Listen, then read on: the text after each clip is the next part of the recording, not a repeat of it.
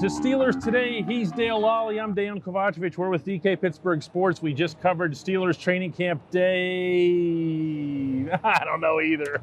It was Sunday, and there were no fans here. And there wasn't that much that went on in practice, but there was something in the way of developments with Joe Schobert, not just showing up for his first practice, but just popping right onto the first team. Yeah, and Mike Tomlin was asked about that. He said, hey, the best way for him to kind of figure these things out is to just put him in there and let him learn. Schobert said that he spent all day yesterday with Keith Butler, spent a good portion of today with Keith Butler, just kind of learning the defense. And as he noted, he said, look, this is my fifth year in the league or whatever this is. This is now a sixth defense that he's learned. So right. It's what happens when you spend time in Cleveland and then go to Jacksonville and now you get traded to Pittsburgh. So, I don't think it's going to be too big for him. And one thing he said is that they want him to be, a dime linebacker, obviously a nickel linebacker. The Steelers last year, I expect it to be more of a nickel situation. The Steelers last year played the nickel 39% of the time. The league average for nickel was about 60% of the time. Yeah. Now, they did that. I don't have the numbers pre-Devin Bush injury and post-Devin Bush injury. But the eye test tells me that they were nickel a lot before Devin Bush got hurt, not so much afterwards. And then the obvious reasons for that is once Devin goes down, you have Robert Spillane out there who's not going to be put into coverage. And in fact, by the way, in case you're wondering, was immediately put onto the second team, which is, I say this respectfully, where he belongs. You were going to have an inside linebacker core of Spillane and Vince Williams, and that's not going to be conducive to a 2021 NFL defense. These guys are. Schobert, the other thing that's impressive about him really is just kind of the way he carries himself. Check out some of what he had to say here. I mean, I think it's first-class organization. You just see that. I've seen it through the meetings, talking to coaches. Everybody's been here a long time. People know what the standard is. It's understood in meetings and practice. How to take care of your bodies and from the top down. So it's been nothing but a surprise, or a pleasant surprise for me coming here. As you heard there, Schobert's a very well-spoken guy and very, shall we say, verbose. And Mike Tomlin, as he's waiting off to the side, actually behind me, is standing there listening to Schobert talk. And as Schobert's walking away, he goes, "Man, you're pretty talkative for a Badger." He said, in fact. Wow. He's the most talkative Badger guy. So, I think, he's dealt with TJ Watt. I guess he said, Tomlin said, you guys talked to Isaiah Loudermilk yet? I'm like, not since the draft day. He goes, yeah, he doesn't say much either. So, I think in an inside linebacker, that's what you want. You want a guy who's a communicator like that. Oh, well, yeah, for a bunch of reasons. Yeah. But also just, it helps, I think, settle this whole defense down. And maybe you got some of that sense here today with Tomlin, because Tomlin, let's make this very, very clear. He didn't start liking Schobert today. No. They have liked him for a very long time. That's how this tends to work in the football business. If you remember the Mason Rudolph the game, helmet thing. He had 2 interceptions in that game. Mm-hmm. Now, I don't care who was quarterbacking the game. Doesn't matter. He had 2 interceptions that game. He has 7 in the last 2 seasons. As Tomlin said, the schemes haven't mattered for him. So I don't care how many different schemes he's played in. He's filled up the stat line. Yeah. Regardless of where he's, what he's been being asked to do. So it doesn't matter what Jacksonville was asking him to do. I think the Urban Meyer experiment in Jacksonville is going to be a colossal failure. You had a guy, they have Miles Jack down there, who's a very good run and cover linebacker. You also had Joe Schobert there. No, they want to go with a thumper next to Miles Jack. Right. Because they're going backwards. The rest of the NFL doesn't know what the hell they're doing. It's 1995. Yeah. And the other thing to stress here about Schobert is that when we talk about cover linebackers here, a lot of times the first thing that comes to mind, maybe the only thing that comes to mind, is pass coverage. That's not necessarily what this is about. When you're talking about coverage, you go to Mike Tomlin's term that he used to describe Schobert, and that's sideline to sideline. What they value the most about Devin Bush isn't that he could chase a tight end or whatever around the field.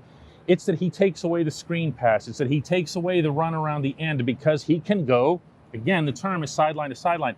That's what they love about Schobert. And having two of these guys, I'm sure they feel like they have a lot of bases covered where they can, repeat after me, free up Minkah, because that's what a lot of this stuff is always about, isn't it? Well, and you look at what Tampa Bay did last year with Levante David and Devin White, where you have two inside linebackers. You play your nickel defenses on the field, 60, 70% of the time. Buffalo played 90% of their defense is nickel defense. You get those two linebackers in the middle that can run. You keep your front four on the field. You have your slot corner out there, and you just defend teams. It doesn't matter whether they've got three receivers on the field, three tight ends on the field. Doesn't matter because you've got two run and hit linebackers. Yeah, on the you've field. got guys who can move and cover, again, not just receivers but also cover ground. Joe Schobert, we also found out today, was acquired basically for a song. Yes, I mean, a sixth-round pick, and the Jaguars picked up half of his cap hit out of the $7 million. They're picking up 3.65, and Kevin Colbert, man, I know. He's playing with house money. Sometimes you wonder in this regard. I mentioned this in my story yesterday. Since in the last 6 weeks, you go get a starting guard, you go get Trey Turner. You go get a third outside linebacker in Melvin Ingram, who's going to be helpful. Yep. And then you make the trade for Schobert. Three guys who've been to the Pro Bowl in recent years, and you got them for a song and a dance. Yeah, that's also why they preach patience around here when everyone else is freaking out while the Browns are signing everybody and going, woo! When we come back, I'm going to talk a little bit about, that quarterback thing. Welcome back. No discussion of the Steelers today on Steelers Today could be complete without quarterback today. And Dwayne Haskins just keeps doing his thing. This time, well, he does and he doesn't. As Mike Tomlin was quick to note, go ahead. When I asked him about you giving Dwayne, well, here, go. Let's just play Dale's question and answer for the head coach here. Well, I gave Haskins a chance with the ones there in the 2-minute drill. Did you like what you saw out of that? More than anything, the lesson to be learned there, the defense had an interception in his hands and didn't finish the play, and you just can't give signal callers another shot at you.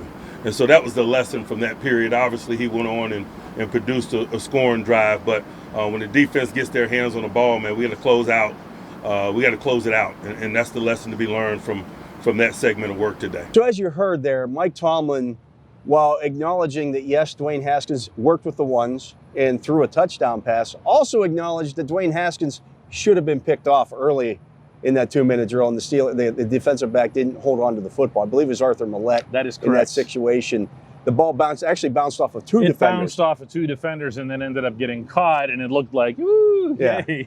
But realistically, it should have been a pick. Yeah. However, that doesn't take away, well, maybe it does to some extent, but from the end of the drive when he found Chase Claypool, the back left of the end zone, on a ball that was placed the only place it could have been. It was a nice throw. Yeah, it had to go over a defender, and that you have to trust that 11 will go up and get it, which is, of course, a reasonable expectation given who he is. But he is out there with the ones, Dale, Well, I mean, this is what everybody wanted to see. You're not going to see it in a game. It's not going to happen. Well, you can't because Ben's playing Saturday. Ben's playing this week. They're not playing any of the ones in week 4 against Carolina, or week 3, as it were. Against Carolina. So this is an opportunity for him, his first real opportunity to play with the ones. It was good. It was bad. I mean, you know what? He's steadily moving his way up. I think we can agree on that. I'm never going to get him to agree on He's this. Secured his spot on the roster, but I'm guaranteeing you right now, Mason Rudolph is number 2. Okay. Well, I'm guaranteeing he's done nothing to lose the job. When you say number 2, are you saying, listen, he's going to be the backup in Buffalo? Yes. Okay. See, when I'm saying that he's number 2, I'm saying that he's 2 in performance. I think he's been this, Ben, I don't even want to put Ben into this conversation, but for obvious reasons. But when you're talking about the guys who are battling for the backup spot, I feel like Haskins has outperformed him. I don't know that it's a battle, though. I think this is a media and fan-created battle. There's no battle in that locker room in terms of how I think the team views it.